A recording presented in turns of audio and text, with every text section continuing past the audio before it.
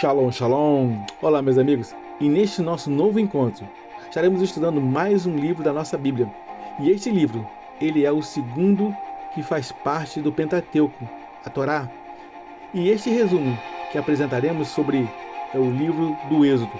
Quantos de nós não ouvimos diversos fatos e situações sobre este lindo livro, onde temos o seu significado do hebraico como Shemot, os nomes, os livros da Bíblia, que tem o seu original em hebraico, tem o seu título em geral, com a primeira palavra do texto.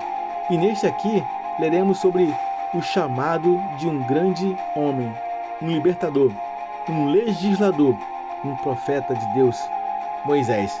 As 10 pragas, a destruição de uma nação, a libertação de um povo da maior nação daquela época. E tudo isso sem lançar um tiro de arco e sem ter utilizado nenhuma arma, senão o poder do Deus vivo. O Êxodo, meus amigos, ele inicia-se com a história do nascimento de Moisés. Passa pela fuga do Egito e formação de sua família em uma terra chamada Midian. Moisés é então chamado pelo próprio Deus para assim retornar ao Egito. O próprio Senhor fala diretamente com ele e ele recebe a autoridade de operar milagres. E Moisés, ele parte na missão de libertar os hebreus do Egito. Ao retornar ao Egito, confronta o faraó por diversas vezes, alertando acerca da justiça de Deus. Em cada uma das pragas era Deus provando e se revelando não só a seu povo, mas também aos egípcios que somente há um Deus soberano sobre toda a terra e sobre todo o universo. A primeira praga, a água em sangue, Êxodo capítulo 7, versículo 14 ao 24. Cada uma das 10 pragas foi dolorosamente literal e dirigida contra algum aspecto de falsa religião. A primeira praga, a transformação do Nilo e de todas as águas do Egito em sangue, isso foi uma ofensa ao deus Nilo, personificação de Hapi, que se acreditava ser o deus da fertilidade. Tal praga resultou na morte de peixes e foi, portanto, um duro golpe contra a religião egípcia, que venerava algumas espécies de peixe. Êxodo capítulo 7, versículo 19 ao 21. A segunda praga, a praga das rãs, Êxodo capítulo 8, versículo 12 ao 14. As rãs eram animais sagrados para os egípcios e um deus para eles. A deusa Hecate tinha a cabeça de rã. Eles supunham que ela possuía poder criador, embora o principal propósito dessa praga fosse punir os opressores de Israel, também atrairia desprezo por seus muitos deuses pagãos. A grande multiplicação de rãs fez com que a deusa Hecate parecesse maligna. Ela atormentou o povo que lhe era tão devoto. As superstições dos egípcios os obrigaram a respeitar as criaturas que a praga lhe fez odiar, e que, se não fossem deidades, teriam a destruído. Êxodo capítulo 8, versículo 2 ao 14. A terceira praga, a praga dos piolhos. Êxodo capítulo 8, versículo 16 ao 19. Na terceira praga, Arão estendeu a mão com o seu bordão e feriu o pó da terra, que se tornou em piolhos, que infestaram nos homens e no gado e por toda a terra do Egito. Os magos egípcios tentaram reproduzir tal feito, mas reconheceram a sua impotência e disseram: isso é dedo de Deus. Êxodo capítulo 8, versículo 19. Atribuía-se ao deus Tote a criação do conhecimento, da sabedoria, da arte e da magia, mas nem mesmo essa divindade pôde ajudar os magos a imitar a terceira praga. E foi mais um golpe contra a falsa religião do Egito. A quarta praga, a praga das moscas. Êxodo capítulo 8, versículo 20 ao 32. Novamente foi dada a chance para que Faraó reconhecesse o Deus verdadeiro e se arrependesse, deixando os hebreus partirem para servirem o Senhor. A quarta praga consistia em enxames de moscas que infestariam todo o Egito. Um novo elemento é introduzido a partir dessa praga: a distinção entre os egípcios e os adoradores do verdadeiro Deus. Êxodo capítulo 8, versículo 22. Enquanto as casas dos egípcios eram infestadas pelos enxames de moscas, os israelitas da terra de Gósen não foram atingidos. Êxodo capítulo 8, versículo 23 e 24. Mais uma vez, a falsa religião egípcia é derrotada. A separação entre israelitas e egípcios constituía uma evidência adicional do caráter miraculoso dos juízos divinos, planejados de modo a impressionar as pessoas de que Deus não era uma deidade local ou mesmo nacional, mas que possuía um poder que se estendia a todos os povos. Os egípcios que estudavam o curso dos eventos durante essas semanas, ou mesmo meses fatídicos, devem ter reconhecido a autoridade suprema do Deus de Israel sobre o Egito, bem como sobre os próprios hebreus. A quinta praga, a peste sobre os bois e vacas. Êxodo capítulo 9, versículo 1 ao 7. Foi anunciado com antecipação o dia em que o juízo divino cairia sobre o rebanho egípcio, em forma de pestilência sobre os animais. Novamente, há uma linha de separação entre os hebreus e os egípcios. Do rebanho de Israel, nenhum animal foi atingido, enquanto que todo o rebanho dos egípcios morreu. Êxodo capítulo 9, versículos 6 ao 7. Esta praga certamente atingiu a crença em divindades muito populares no Antigo Egito. Apis, deus sagrado de Mênfis, da fertilidade dos rebanhos; Hathor, deusa vaca, deusa celestial; Nut, algumas vezes representada como uma vaca. Êxodo capítulo 9, versículo 1 ao 7. A sexta praga, a praga das feridas sobre os egípcios. Êxodo capítulo 9, versículo 8 ao 12. Até aqui, os magos egípcios estiveram presentes quando os milagres foram realizados. Embora tivessem reproduzido algumas falsas imitações, utilizando as ciências ocultas, nesta ocasião a praga caiu sobre eles com tamanha severidade que não podiam continuar com o rei. Em vez disso, fugiram para suas casas em busca de proteção e tratamento. Novamente, houve clara distinção entre os egípcios e os hebreus. Nenhum poder mágico ou sobrenatural pôde protegê-los. Sétima praga, a chuva de pedras. Êxodo capítulo 9, versículo 13 ao 35.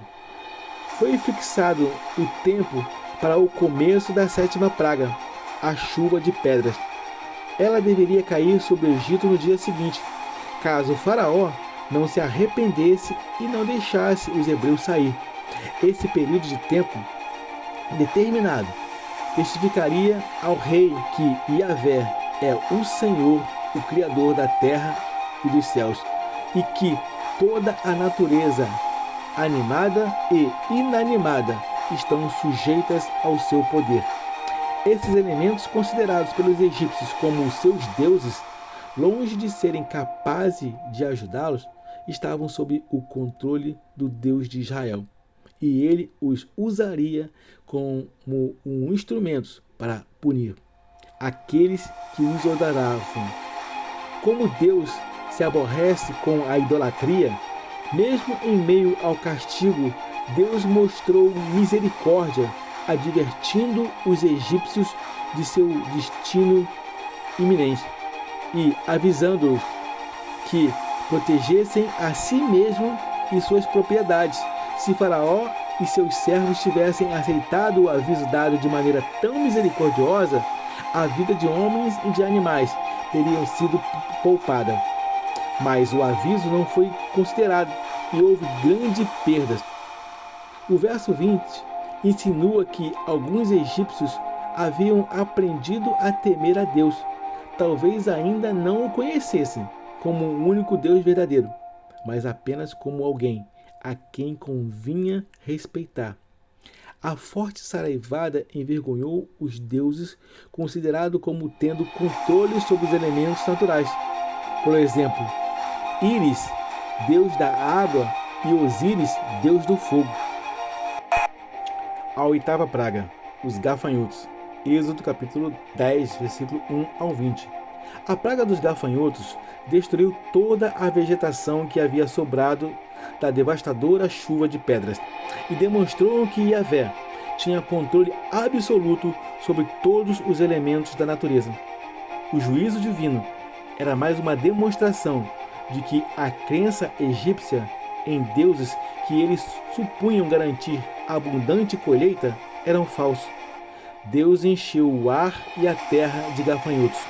E os deuses egípcios, Shu, deus do ar, Sebek, deus inseto, não puderam fazer nada para impedir. Êxodo, capítulo 10, versículo 12 ao 15. A nona praga, a escuridão total.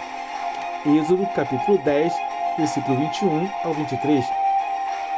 O Egito ficou em trevas tão densas que não era possível enxergar as pessoas, e essa escuridão se estendeu por 3 dias. Mas na casa dos hebreus havia luz. Êxodo capítulo 10, versículo 23. Como as pragas anteriores, estas desferiu um forte golpe nos deuses egípcios. Por séculos, o deus Sol tinha sido o principal divindade no Egito. E todo rei chamava a si mesmo de filho de Ra. Na época de Moisés, esse deus era identificado como Amon e tinha o nome de Amon-Ra. Os maiores templos que o mundo já viu foram construídos em sua honra, e um deles, o grande templo em Karnak, no Alto Egito, é ainda magnificante. Mesmo em ruínas, outro deus era o disco Sol, Atom, que poucas décadas depois do Êxodo tornou-se o deus supremo do sistema religioso egípcio. Por ocasião da nona praga, a completa impotência desses deuses estava demonstrada claramente aos seus adoradores. A 10ª praga, a morte de todos os primogênitos. Êxodo, capítulo 11, versículo 12. Este golpe cairia sobre os primogênitos dos homens e dos animais. Deus não desejava exterminar os egípcios e seu gado, mas apenas convencê-los de que a oposição ao seu propósito para Israel não seria mais tolerada. A morte dos primogênitos causou o maior vexame para a religião do Egito. Porque naquela noite passarei pela terra do Egito e ferirei na terra do Egito todos os primogênitos, desde os homens até os animais. Executarei juízo sobre todos os deuses do Egito. Eu sou o Senhor. Êxodo capítulo 12, versículo 12. Os governantes do Egito chamavam a si mesmos de filhos de Ra e se autoproclamavam divinos. A morte dos primogênitos foi uma grande humilhação. Certamente, pressionado pela demanda popular, Faraó enviou os seus principais oficiais, ainda enquanto era noite, para chamar os odiados líderes hebreus, aos quais havia dito: nunca mais vê-lo. Êxodo capítulo 12, versículo 31. A rendição de Faraó foi completa. Ele não apenas ordenou que deixassem o país e levassem tudo o que possuíam, como também pediu algo que os 2 irmãos não poderiam imaginar: levai também convosco vossas ovelhas e vosso gado, como tendes dito, ide-vos embora e abençoai-me também a mim. Êxodo capítulo 12, versículo 32. E após as 10 pragas devastar o povo e toda a terra do Egito, Faraó decide liberá-los. Não muito tempo depois, o exército egípcio persegue os hebreus em fuga. Nesse momento, Moisés ele opera a abertura do mar para que o povo atravessasse o Mar Vermelho a pés seco. Os hebreus peregrinaram até o Monte Sinai, onde se estabelecem por um período nesse tempo. Nesse tempo, Moisés recebe a lei de Deus, normas que deveriam guiar o povo de Deus em direção à terra prometida. Bom, meus amigos, aqui nós encerramos o nosso resumo sobre o livro do Êxodo. No livro do Êxodo, nós observamos que ele tem para nós, dentre várias mensagens, não apenas uma única, mas onde Deus, ele que é o Criador de tudo, o que há e de todas as coisas existentes, Deus que ele é o único digno de adoração, Deus ele nunca perdeu o controle das coisas e que somente em Cristo Jesus temos a nossa redenção, perdão dos pecados e salvação para as nossas vidas. Com tudo isso, nós aprendemos no livro do Êxodo, Israel nascendo como nação. Deus, ele pode do pouco fazer prosperar para uma extraordinária e incontável nação. A instituição dos 10 mandamentos, que é o fundamento da ética e moralidade bíblica. O nosso Deus, ele trabalha com ordem e disciplina. Em nenhum outro livro do Antigo Testamento, a graça redentora de Deus fica mais evidente. Deus é grande em amor, mas também ele pune aos que transgridem a sua lei. E a pergunta que fazemos aqui é: o que eu preciso fazer para alcançar a graça e a misericórdia de Deus? E eu preciso te fazer mais uma pergunta. Você deseja desfrutar do amor redentor do nosso Deus? Onde você deseja passar a vida eterna e com quem?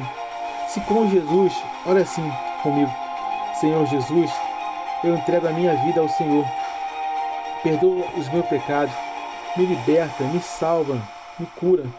Escreve o meu nome no seu livro da vida. Eu o reconheço como meu único e suficiente Salvador. Eu oro assim em nome de Jesus. Amém. Meus amigos, aqui finalizamos o nosso resumo. Eu deixo aqui um breve recado.